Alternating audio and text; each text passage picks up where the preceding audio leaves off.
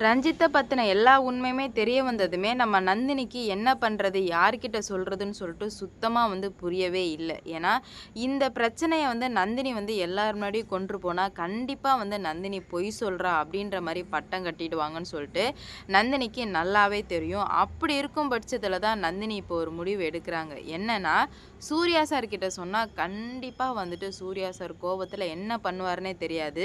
இந்த ரஞ்சித் சார கொலை கூட பண்ணுவாரு. அதனால சூர்யா கிட்டயும் சொல்ல முடியாது. மித்தபடி மாதவி, சுரேகா கிட்டயும் சொல்ல முடியாது. அப்ப இருக்கும்போது நம்ப சுந்தரவல்லி அம்மாகிட்டயே சொல்லிடலாம். ஏன்னா இது அவங்க புள்ள சம்மந்தப்பட்ட விஷயம். அதனால எப்போதுமே என்கிட்ட ஒரு வார்த்தை சொன்னியான்னு தான் அவங்க கேட்பாங்க. அதனால நம்ம அவங்க கிட்டயே சொல்லிடலாம் அப்படின்னு சொல்லிட்டு நந்தினி முடிவுக்கு சுந்தரவல்லி கிட்ட போய் சொல்றாங்க. சொன்னதுமே சுந்தரவல்லி கொஞ்சம் கூட யோசிக்காம கால்ல கிடக்கிற செருப்ப கழட்டி அடிக்கிறாங்க ரஞ்சித்த. இதனால என்ன பிரச்சனைகள் வரப்போகுதுன்னு தாங்க பார்க்க போறோம்.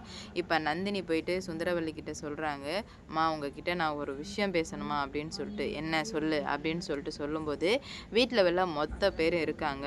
"இல்லம்மா நான் உங்ககிட்ட கொஞ்சம் தனியா பேசணும்." அப்படின்ற மாரி சொல்ல, "என்கிட்ட என்ன தனியா பேச போற சொல்லு." அப்படின்ற மாரி கேட்க, அப்பதான் சொல்றாங்க, இந்த மாரி ரஞ்சித் சார நீங்க சுரேகா அம்மாவுக்கு கல்யாணம் பண்ணி குடுக்காதீங்கன்னு சொல்லவுமே, சுந்தரவல்லிக்கு கோவம் வந்துடுது. "உனக்கு என்ன பைத்தியமா? லூசு மாரி பேசிட்டு இருக்கியே?" அப்படின்ற மாரி கேட்க, "இல்லம்மா உண்மைய தான் சொல்றேன். நீங்க கல்யாணம் பண்ணி குடுக்கக்கூடாது." அப்படின்றது சொல்லவும், எதுக்கு?" அப்படின்ற மாரி கேட்க, அப்பதான் சொல்றாங்க, "ரஞ்சித் சார் தான் வீட்ல நடக்கிற எல்லா பிரச்சனைக்குமே காரணம் ரஞ்சித் சார் தான்." அப்படின்னு சொல்லவுமே, "ஏன் மருமகனா? அவ்வளோதான் உனக்கு வாய உடைச்சிருவேன்னு" சொல்ல, நந்தினி "இருங்கம்மா, இருங்கம்மா.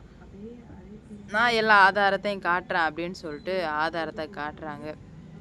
காட்டின உடனே என்ன பண்ணுறது ஏது பண்ணுறதுன்னு சொல்லிட்டு சுத்தமாக புரியல. ஃபுல்லாகவே பிளாங்க் ஆயிடுறாங்க. இந்த ரிங்கும் அந்த ரிங்கும் ஒன்று தான் அப்படின்னு சொல்லிட்டு தெரிய வந்ததுமே யோசிக்காமல் ரஞ்சித் கிட்ட போயிட்டு, "ரஞ்சித் நான் கேட்குறதுக்கெலாம் உண்மையை சொல்லு." அப்படின்னு சொல்லவுமே ரஞ்சித் பயந்து போயிடுறான்.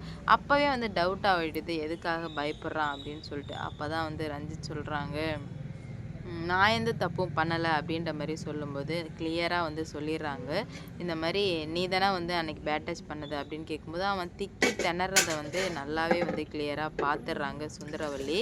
ஏன்னா நந்தினி இந்த மாரி விஷயத்துல பொய் சொல்ல மாட்டான்னு சொல்லிட்டு சுந்தரவல்லிக்கு நந்தினி மேல நம்பிக்கை நெறையவே இருந்தது. அதனாலே "அட பாவி! என் வீட்லயே இருந்து நீ இந்த மாரிலாம் பண்ணிட்டியே." அப்படின்னு சொல்லிட்டு கால்ல கிடக்கிற செருப்ப கழட்டி அடிக்கவுமே, என்ன பண்ணுறது ஏது பண்ணுறதுன்னு தெரியாமல் திணறி போய் நின்றுட்டுருக்காங்க. பார்ப்போம் என்ன நடக்க போகுது ஏது நடக்க போகுது அப்படின்னு சொல்லிட்டு. இந்த வீடியோ பிடிச்சிருந்தா லைக் பண்ணுங்கள், ஷேர் பண்ணுங்கள், மறக்காமல் சப்ஸ்கிரைப் பண்ணிக்கோங்க. அப்போ தான் நான் போடுற வீடியோ நோட்டிஃபிகேஷனாக வரும். அடுத்தடுத்து என்ன நடக்க போகுது, என்ன மாதிரி பிரச்சனைகள்லாம் வரப்போகுது அப்படின்னு சொல்லிட்டு வெயிட் பண்ணி பார்ப்போம்.